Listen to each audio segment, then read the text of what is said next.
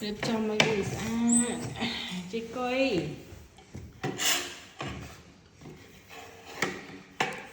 nên coi cái trong đại can với mặt nhiệt hay là nó đậm nhiệt chị coi này bọn nôm là bao với mẹ môi chị chụp xanh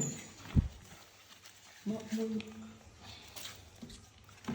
bỏ hay đã nông này ê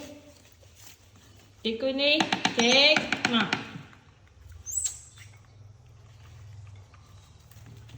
xong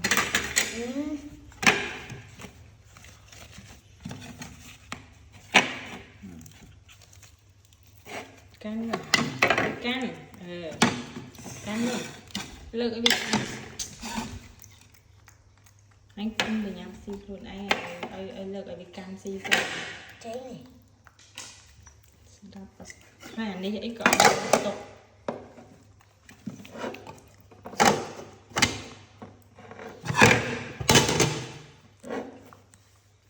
cắn bán lên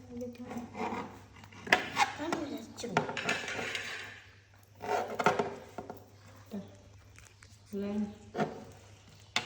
tục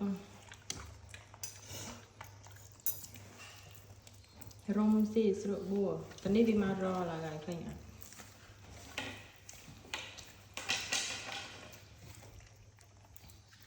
nhớ chứ sữa với không